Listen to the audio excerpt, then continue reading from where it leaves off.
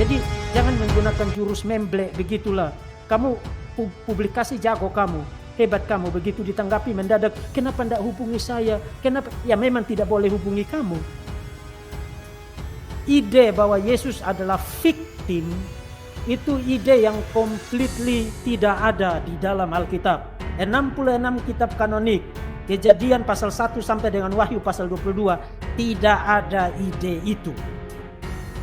Apalagi ide bahwa Yesus adalah korban pelecehan seksual, itu bukan hanya blasfemi, itu penghujatan terhadap Yesus Kristus, Tuhan yang menjadi manusia. Kamu menghujat Tuhan Yesus. Kamu ngomong begitu di hadapan publik sebagai seorang akademisi, sebagai seorang teolog, sebagai seorang pendeta. Kemudian ada umat RT 6 yang pick up apa yang kamu ngomong. Besok muncul di sana, muncul di sana, muncul di sana. Kamu tidur yang nyenyak. Tapi orang-orang Kristen menghadapi propaganda demi propaganda gara-gara kamu berpikir kamu cukup pintar, bermain kelereng tanah liat yang kamu bentuk sesuka hati di halaman belakang rumah intelektual Anda yang tidak seberapa itu.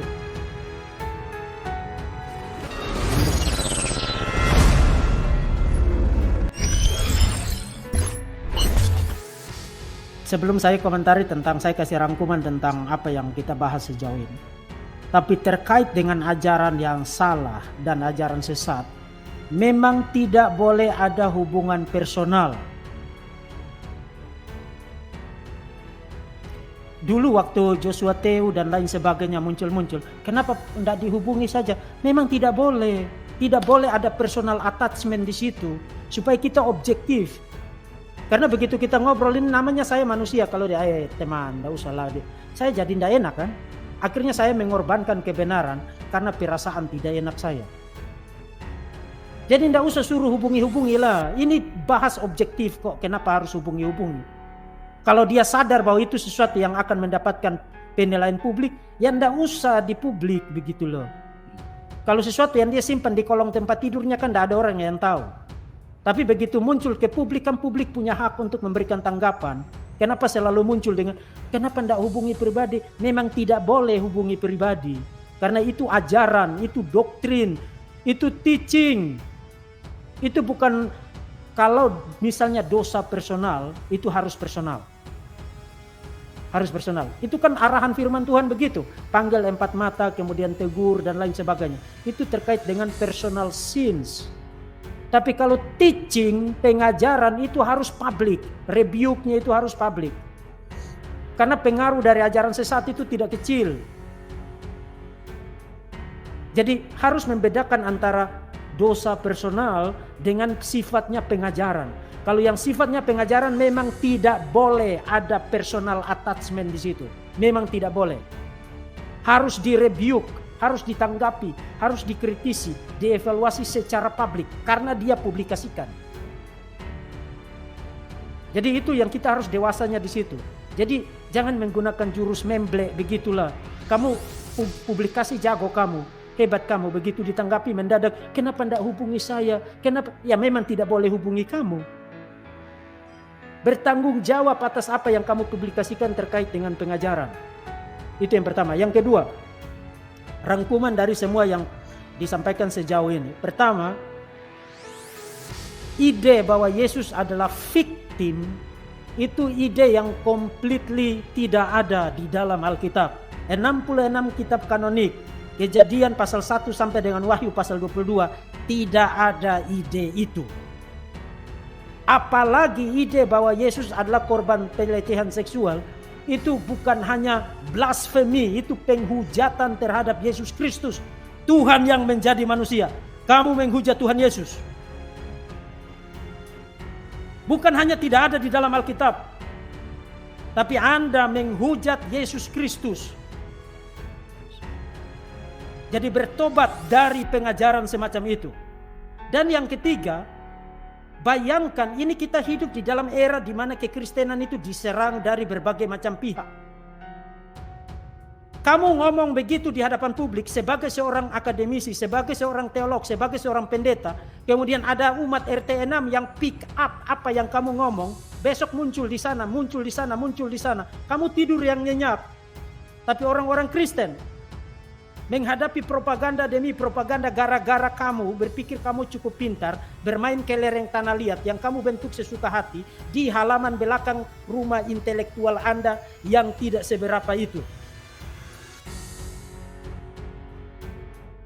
Tidak ada ide tentang victim dan tidak ada ide tentang sexual abuse terhadap Yesus di dalam Alkitab. Simply tidak ada. Yang berikut, saya menegaskan lagi apa yang disampaikan oleh Pak Nindyo. Saudara harus hati-hati dengar kata-kata saya supaya jangan salah paham. Apa yang dikatakan oleh Pak Nindyo itu berimplikasi bidat. Saya tidak mengatakan itu bidat ya, tapi berimplikasi bidat, itu dua hal yang berbeda. Berimplikasi bidat karena sekarang waktu kamu bilang Yesus itu victim, apa pengertian victim? Victim berarti orang yang tidak berdaya. Ketika dia berhadapan dengan kejahatan dia tidak berdaya, makanya dia jadi korban.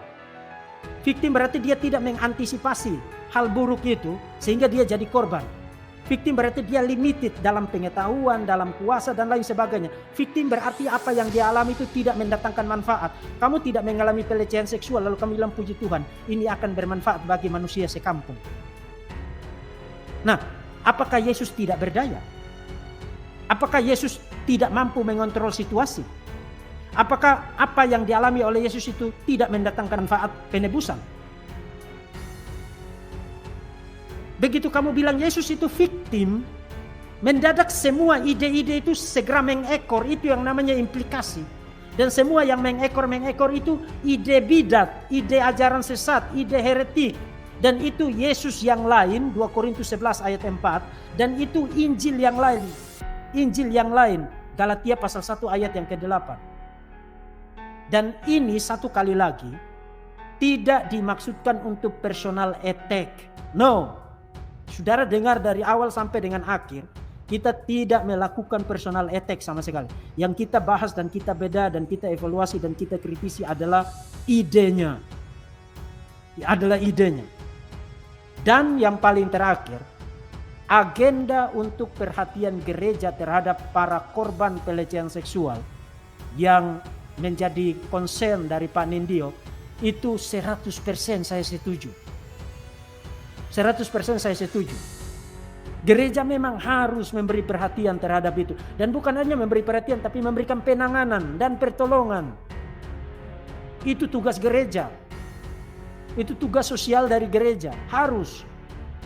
Tapi sebelum diberikan pertolongan, injili mereka dulu supaya mereka bertobat. Dan kamu tidak bisa injili mereka dengan mengatakan bahwa no, kamu tidak apa-apa, tidak usah sedih kamu. Karena Yesus juga pernah mengalami pelecehan seksual.